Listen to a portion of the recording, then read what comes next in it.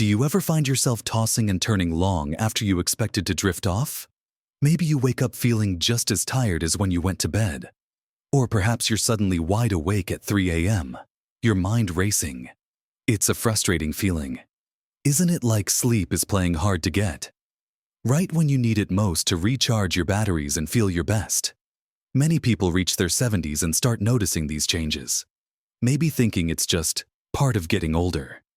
But what if some seemingly harmless habits you've picked up over the years, especially around bedtime, are actually working against your body's natural rhythm and quietly chipping away at your health? Things you might not even think twice about could be making it harder to sleep soundly, affecting your energy levels, your mood, even your memory and physical well-being during the day. It's a painful reality when the rest you desperately need feels out of reach, leading to a cascade of feeling less vibrant, less capable, and frankly, just not yourself. But there's a secret to reclaiming some of that restful sleep, and it involves identifying and adjusting these subtle evening routines. We're going to look at 6 common bedtime habits that can have a bigger impact than you might realize, particularly as we get a bit older. Understanding them is the first step to making simple changes that can lead to much deeper, more restorative sleep. Stick with me until the end, because we'll uncover something that might genuinely surprise you about how much control you have over your nighttime rest. Let's dive right into the first habit that can really disrupt your sleep after 70. And that's what you might be eating or drinking right before you try to settle down for the night. Now, we're not talking about a full-blown midnight feast, but even smaller snacks or late dinners can be problematic. As we get older, our digestive system tends to slow down a little.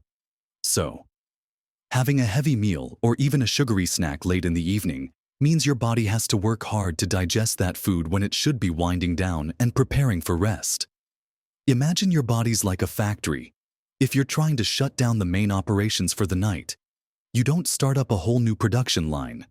Do you eating late, especially fatty, spicy, or sugary foods, is exactly like starting up that production line. It can lead to indigestion, heartburn, or just a general feeling of discomfort that makes it impossible to relax properly in bed. You might not even notice it consciously, but your body is busy processing. And that activity interferes with the signals that tell your brain it's time to sleep.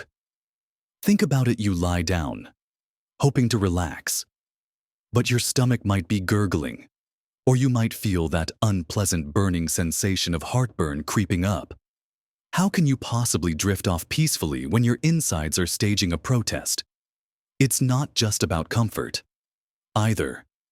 Eating sugary snacks late can cause your blood sugar levels to spike and then crash, which can trigger your body to release adrenaline and cortisol, stress hormones that are the exact opposite of what you need for sleep.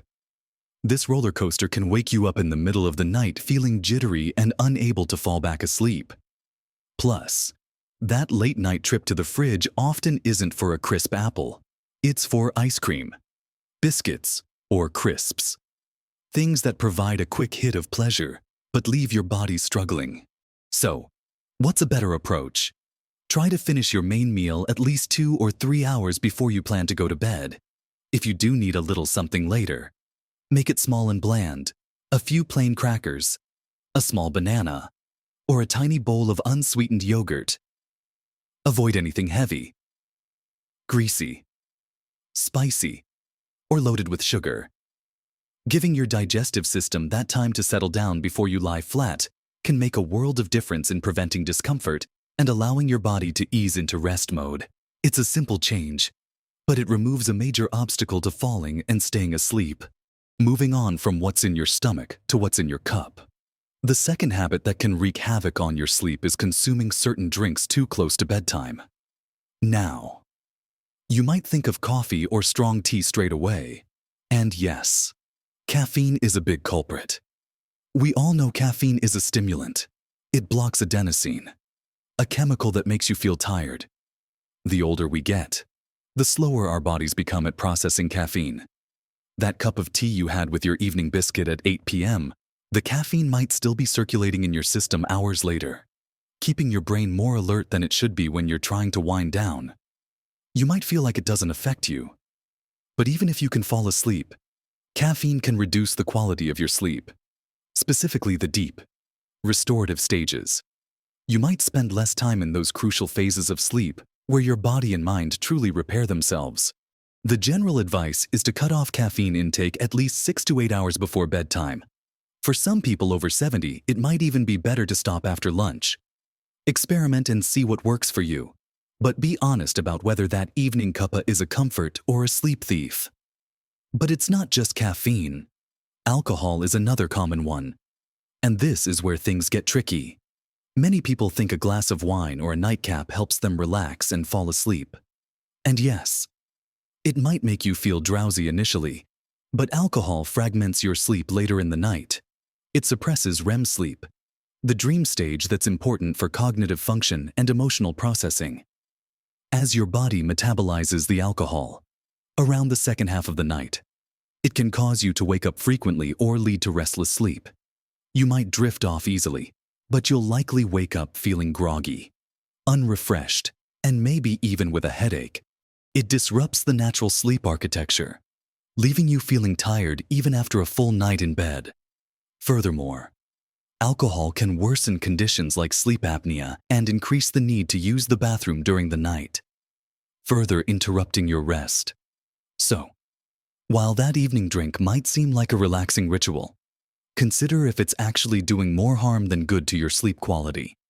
Try cutting back on alcohol in the evenings, or avoiding it altogether for a few nights, and see if you notice a difference in how you feel in the morning.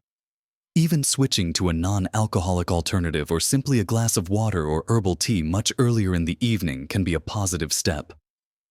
Hydration is important, but drinking large amounts of any liquid right before bed can lead to those annoying nighttime trips to the bathroom, which break up your sleep.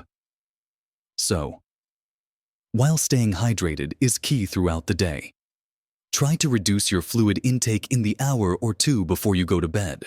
These adjustments to what you consume in the hours leading up to sleep might seem small, but they address some of the most common physical disruptors of a peaceful night. Now that we've looked at what you're putting into your body late in the day, let's turn our attention to another modern habit that's quietly stealing our sleep. So, we've talked about late-night snacks and drinks, things you consume that can disrupt your sleep. Now, let's tackle a habit that's become almost second nature for many of us, but is particularly detrimental to sleep as we age: extended screen time right before bed. I'm talking about watching TV in bed, scrolling through tablets or phones, or even using a laptop right up until you turn off the light. You might think it helps you relax, a way to wind down after the day. But those electronic screens emit blue light. And blue light is a powerful signal to your brain that it's daytime. It suppresses the production of melatonin, the hormone that tells your body it's time to sleep. As we get older, our natural melatonin production already decreases. So, bombarding your eyes with blue light in the evening makes it even harder for your body to get that crucial signal to wind down. It's like trying to convince yourself it's night by closing your eyes while someone shines a bright blue torch in your face. It's just not going to work very well. This isn't just about falling asleep. It also affects the quality of your sleep once you do drift off. The disrupted melatonin rhythm can lead to more fragmented sleep and less time in those deep, restorative sleep stages. You might feel tired even after spending hours in bed. Think about it. You're exposing your brain to stimulating content, news, dramas, social media feeds, while also hitting it with light that says, "Wake up." It's a recipe for a restless night, instead of screens. Try picking up a physical book or magazine, listening to calming music or a podcast, doing some gentle stretching, or simply sitting quietly for a bit before bed. Aim to turn off screens at least an hour, preferably 2, before you plan to sleep. If you absolutely must use a screen, try wearing blue light blocking glasses or using night mode settings on your devices. Though even these aren't as effective as simply avoiding screens altogether in the hour leading up to bedtime. This habit of using screens in bed is so ingrained for many, but breaking free from it can dramatically improve your ability to fall asleep faster and experience deeper rest. Moving on from screen time, let's look at another pattern that quietly erodes sleep quality, especially as we get older. Having an inconsistent sleep schedule. This is often particularly tempting on weekends or holidays, when you might be tempted to sleep in significantly later than usual. Or maybe some nights you go to bed early, and others you stay up late. This inconsistency confuses your body's internal clock, known as your circadian rhythm. This rhythm governs not just when you feel sleepy and awake, but also many other bodily functions like hormone release, digestion, and body temperature. Inconsistency throws this clock out of whack, making it harder for your body to predict when it's supposed to be sleeping and when it's supposed to be awake. It's like constantly changing time zones without ever adjusting. When you sleep in late on a Saturday, it makes it harder to feel tired at your usual bedtime on Saturday night, leading to a delayed sleep time. Then Sunday night rolls around, and you're trying to get back to your weekday schedule, often resulting in feeling wide awake on Sunday night and then groggy and unrested on Monday morning. This phenomenon, often called social jet lag, is particularly hard on older bodies which already tend to have less robust circadian rhythms. A consistent bedtime and wake-up time, even on weekends, is one of the most powerful tools you have for improving sleep. Try to go to bed and wake up within the same hour or so every single day. Yes, even on Saturdays and Sundays. It might feel counterintuitive to set an alarm on a weekend, but maintaining that rhythm signals to your body when to release sleep-promoting hormones and when to prepare for activity. It reinforces your natural sleep-wake cycle, making it easier to fall asleep when you want to and wake up feeling refreshed. While it's tempting to catch up on sleep by sleeping in, it's actually more effective to maintain your regular schedule and perhaps add a short nap during the day if needed. Though napping too long or too late can also interfere with nighttime sleep. Consistency is truly key to helping your body understand when it's time for rest. Now, let's talk about your physical sleep environment. The fifth habit that can silently destroy your sleep is neglecting to create a truly restful bedroom. Think about where you sleep. Is it quiet? Is it dark? Is it a comfortable temperature? As we age, we can become more sensitive to disturbances during the night. Light, even seemingly dim light from a street lamp or an electronic device, can penetrate your eyelids and interfere with melatonin production. Noise, whether it's traffic, a ticking clock, or even a dripping tap, can prevent you from falling asleep or wake you up. And temperature is critical. A room that's too hot or too cold makes it harder to stay asleep. Your body's core temperature needs to drop slightly to initiate and maintain sleep. A room that's too warm works against this natural process, leading to restlessness and frequent waking. On the other hand, being too cold can also cause discomfort and disrupt sleep. Creating a sleep sanctuary means paying attention to these details. Use blackout curtains or blinds to make the room as dark as possible. Consider earplugs or a white noise machine if external sounds are an issue. A gentle, consistent sound can often be less disruptive than sudden noises. Pay attention to the thermostat. Most sleep experts recommend a room temperature between 60 and 67 degrees Fahrenheit, about 15–19 degrees Celsius for optimal sleep. This might seem cool, but it helps your body achieve and maintain the temperature drop needed for deep sleep. Also, think about your bedding and mattress. Are they still comfortable and supportive as our bodies change? Our needs might too. Investing in comfortable pillows and bedding that help regulate temperature can also make a big difference. Your bedroom should be a calm, dark, quiet, and cool space dedicated primarily to sleep and intimacy. Not a multi-purpose room for work, eating, or excessive screen time. Making these environmental adjustments can remove physical barriers to restful sleep that you might not even realize are affecting you. Finally, let's address a habit that lives entirely in your head, but is perhaps one of the most powerful sleep disruptors, bringing your worries and anxieties into bed with you. This sixth habit involves ruminating or stressing about things when you're trying to fall asleep. As we get older, there can be more things to worry about: health concerns, finances, family matters, changes in routine, even just the frustrations of the day. Lying in bed, in the quiet darkness, can be when these thoughts come flooding in. Instead of drifting off, your mind starts racing, replaying conversations, anticipating problems, or feeling anxious about the future. This mental activity is incredibly stimulating and completely counterproductive to sleep. Your brain is in problem-solving or alert mode, not wind-down mode. This isn't a conscious choice. It often happens automatically. But the habit of letting your mind churn through worries in bed makes the bed itself a place associated with stress and sleeplessness, creating a vicious cycle. You start to dread going to bed because you know your mind will start racing. So, what can you do? One effective strategy is to set aside a worry time earlier in the evening, perhaps an hour or two before bed. Spend 15 to 20 minutes actively thinking about your concerns, maybe even writing them down. The idea is to acknowledge them and address them outside of the bedroom. So when you get into bed, you can consciously try to let them go, knowing you've already dedicated time to them. If thoughts do come up in bed, try not to engage with them. Acknowledge the thought without judgment. Okay, that's a thought about X. And then gently redirect your focus back to your breath or a calming visualization. If you find yourself wide awake for more than 20 minutes, tossing and turning and worrying, get out of bed. Go to another room with dim light and do something quiet and non-stimulating until you feel genuinely sleepy. Read a book. Listen to quiet music. Do some gentle stretching. The goal is to break the association between your bed and being awake and stressed. Only return to bed when you feel ready to sleep.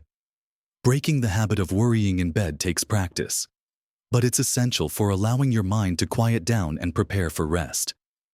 Addressing these 6 habits: late eating, late drinks, screen time, inconsistent schedule, poor environment, and bedtime worrying can truly transform your nights.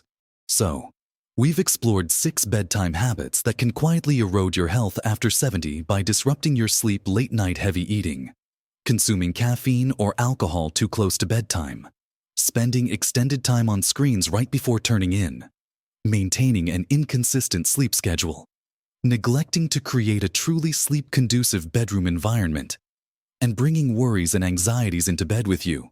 Each of these, on its own, might seem minor, but combined or consistently practiced, they prevent your body and mind from getting the deep, restorative sleep they need. Think of sleep not just as rest, but as a vital time for repair, memory consolidation, and hormonal regulation. When these habits interfere, those crucial processes are compromised, leading to daytime fatigue, difficulty concentrating, a weakened immune system, and potentially worsening existing health conditions over time. It's easy to fall into these patterns because they often start innocuously. Just one more episode, a little snack to curb hunger, a drink to relax. But the cumulative effect on your health can be significant, perhaps showing up as unexplained tiredness, increased aches, or just a general feeling of being off. The good news, and this is where that potential surprise comes in, is that you have more power to change this than you might think. You don't need expensive gadgets or drastic lifestyle overhauls. The changes we've discussed are fundamentally about adjusting your daily routines and being mindful of how your actions in the hours leading up to sleep affect your night. Small, consistent adjustments to these 6 areas can lead to profound improvements in your sleep quality and, consequently, your overall health and well-being. It's about being kind to your body and giving it the best possible chance to do what it's designed to do: rest and repair itself during the night. Maybe start by picking just 1 or 2 of these habits to focus on first. For instance, try cutting off eating 2 hours before bed, or commit to turning off screens an hour before. Once you feel you've got a handle on that, tackle the next one. Progress isn't always linear. And there will be nights when sleep is still elusive. But by consistently working on these habits, you are building a stronger foundation for restful nights. Remember, feeling tired or having trouble sleeping isn't just something you have to accept as you get older. While sleep patterns do change somewhat with age, chronic poor sleep is not inevitable. It's often a signal that something in your routine needs attention. By addressing these quiet disruptors, you're not just chasing more hours of sleep, you're investing in your energy, your mood, your cognitive function, and your physical health. You're taking proactive steps to live your best life, feeling more vibrant and capable each day. These aren't difficult changes, but they require awareness and a little bit of commitment. The feeling of waking up truly rested, ready to face the day with energy and a clear mind, is incredibly rewarding and makes the effort worthwhile. I'd love to hear about your experiences. Have you struggled with any of these habits? What's one small change you're going to try making after watching this? Share your thoughts or any tips you have in the comments below. Your experience might just help someone else who's going through the same thing. If you found this video helpful, please give it a like. It helps this information reach more people who could benefit from it. And if you haven't already, consider subscribing to my channel. We share lots of practical tips and insights to help you live your healthiest, happiest life at every age. Taking care of yourself, including prioritizing your sleep, is one of the most important things you can do. You deserve to feel rested and full of energy. Keep making those small positive changes. And remember, live your best life at every age.